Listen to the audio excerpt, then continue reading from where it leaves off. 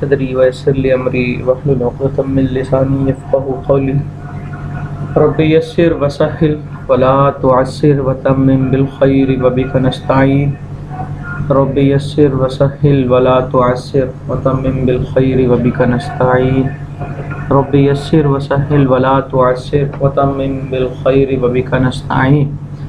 بسم اللہ الرحمن الرحیم۔ مقدمہ میزان الصرف۔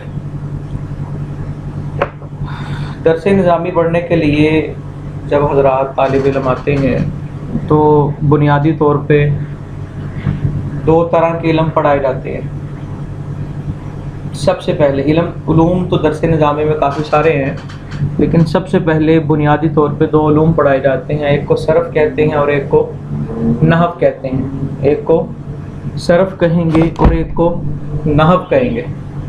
صرف کہا جاتا ہے صرف ام العلوم والنحو ابوہا، کہ جتنے بھی علم ہیں ان کی ماں صرف ہے اور ان کا باپ نحو ہے۔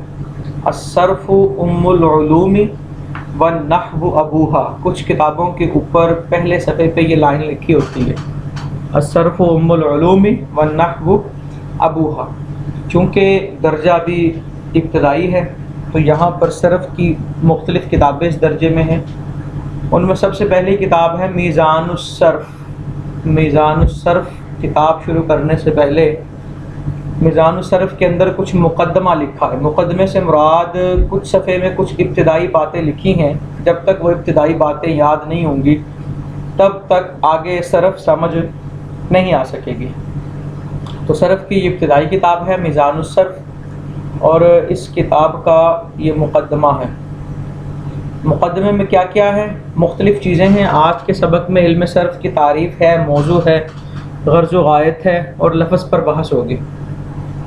دیکھیں ذرا کتاب کو۔ تعریف علم صرف۔ علم صرف کی تعریف کیا ہے؟ علم صرف است، علم صرف ایسا علم ہے کہ در بیان کردہ باشد کہ جس میں بیان کیا جاتا ہے بنائے کلمات، کلمات کو بنانا کیسے ہے، و تغیر کلمات، اور کلمات کو بدلنا کیسے ہے، سوائے اعراب و بنا۔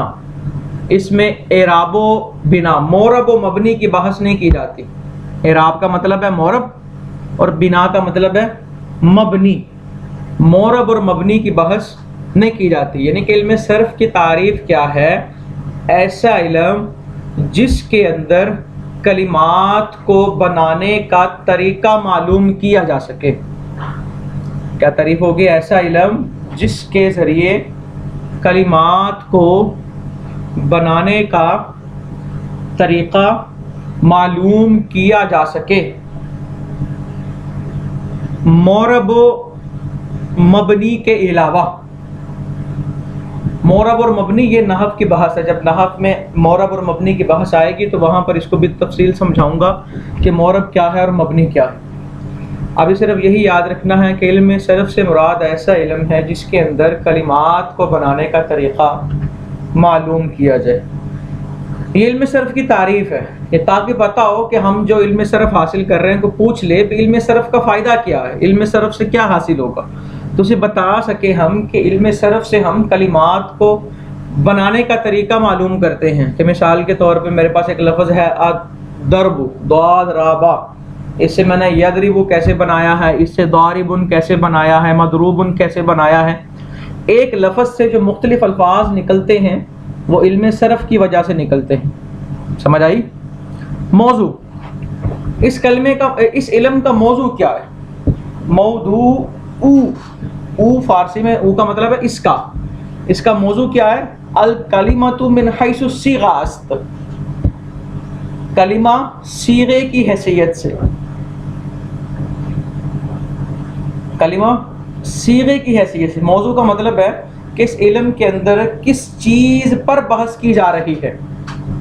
تو اس علم میں کلمہ پر بحث کی جا رہی ہے کہ یہ کلمہ صیغہ کون سا ہے، واحد ہے، تثنیہ ہے، جمع ہے، مذکر ہے، مؤنث ہے، غائب کا صیغہ ہے، حاضر کا صیغہ، یہ کون سا صیغہ ہے؟ اس علم کا موضوع کیا ہے؟ کلمہ صیغے کی حیثیت سے۔ اس علم کا موضوع کیا ہے؟ موضوع کا مطلب کیا ہوتا ہے کہ اس علم میں کس چیز پر بحث کی جائے گی؟ اس علم میں کلمہ پر بحث کی جائے گی، اور بحث کیا ہوگی کہ یہ صیغہ کون سا ہے۔ صرف یہ نہیں بتائے گا کہ آخر میں زبر کیوں آئی ہے، زیر کیوں آئی ہے، پیش کیوں آئی ہے، علم صرف سے ہی پتہ لگتا ہے کہ یہ صیغہ کون سا ہے، ٹھیک ہے۔ غرض علم صرف پڑھنے کا مقصد کیا ہے، پڑھیں گے تو ملے گا کیا؟ علم صرف کی ہم نے تعریف پڑھ لی کہ علم صرف کیا ہے، کہ جس کی وجہ سے ہمیں کلمات کو بنانے کا طریقہ معلوم ہو۔ علم صرف کا موضوع کیا ہے؟ کلمہ۔ اب غرض علم صرف کا مطلب کہ علم صرف پڑھ کر ملے گا کیا، علم صرف سیکھ کر فائدہ کیا ہوگا۔ تو اس کا فائدہ کیا ہے؟ است کہ انسان بوقت تلفظ کلمات عربیہ از خطائے لفظی بحسب صیغہ محفوظ می باشد۔ اس کی غرض کیا ہے کہ انسان عربی کلمات بولتے ہوئے خود کو لفظی غلطی سے بچا سکتا ہے، صیغے کی حیثیت سے۔ عربی کلمات بولتے ہوئے انسان اپنے آپ کو صیغے کی حیثیت سے لفظی غلطی سے بچا سکتا ہے، یعنی کہ انسان جب صرف سیکھ لے گا تو وہ عربی بولتے ہوئے درست صیغہ بولے گا، غلط صیغہ نہیں بولے گا۔ سمجھ آئی نا؟ اگر مثال کے طور پہ وہ اگر کسی لڑکے سے بات کر رہا ہے تو وہ مذکر کا صیغہ بولے گا اگر اسے صرف آتی ہے، وہ مؤنث کا صیغہ نہیں بولے گا۔ اگر وہ کافی سارے لوگوں سے بات کر رہا ہے وہ پھر جمع کا صیغہ بولے گا، پھر واحد کا صیغہ نہیں بولے گا۔ تو یہ اس کا فائدہ ہے۔ سمجھ آئی بات؟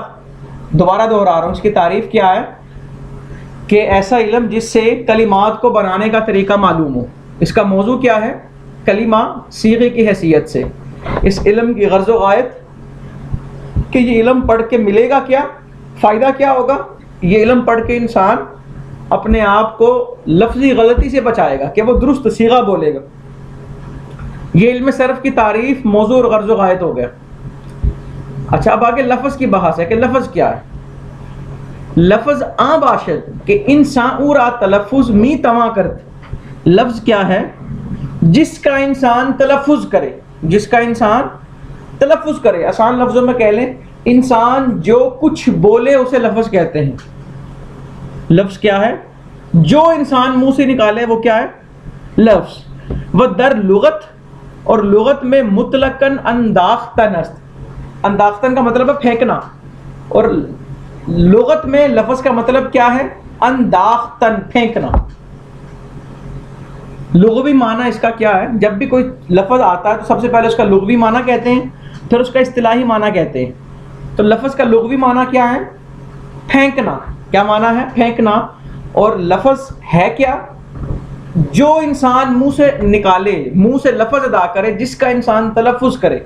اب انسان منہ سے تھوک نکالتا ہے لیکن وہ لفظ نہیں ہے، کیونکہ وہ تلفظ نہیں ہوا۔ جو انسان منہ سے تلفظ کرے، کوئی بھی کسی بھی طرح کی آواز نکالے، کوئی غلط لفظ بولے، صحیح بولے، اس کا معنی ہے یا نہیں ہے، کچھ بھی وہ منہ سے تلفظ کرتا ہے تو وہ کیا ہے؟ وہ لفظ ہے۔ وہ کیا ہے؟ لفظ ہے۔ اب آگے سے اقسام لفظ۔ لفظ کی پھر 3 قسمیں ہیں۔ لفظ کی لفظ محمل، لفظ مستعمل مفرد، لفظ مستعمل مرکب۔ لفظ محمل، لفظ محمل کی تعریف کیا ہے؟ آ باشد کہ وضع نہ کردہ باشد برائے معنی، کہ ایسا لفظ جس کا کوئی معنی نہ ہو۔ ایسا لفظ کہ وضع نہ کردہ، کہ جسے بنایا نہیں گیا، باشد برائے معنی، کسی معنی کے لیے، وہ لفظ محمل ہے۔ لفظ محمل سے مراد ایسا لفظ جس کا کوئی مطلب نہ ہو، جسے کسی معنی کے لیے نہیں بنایا گیا۔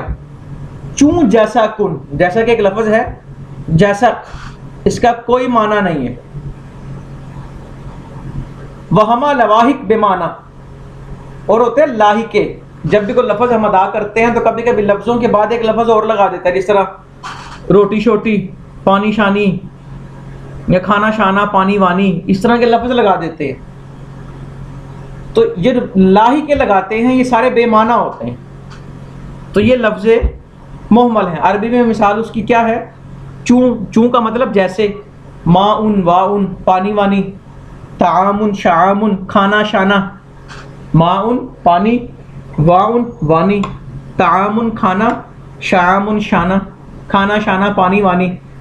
اب کھانا اس کا مطلب تو ہے لیکن شانہ کا مطلب نہیں ہے.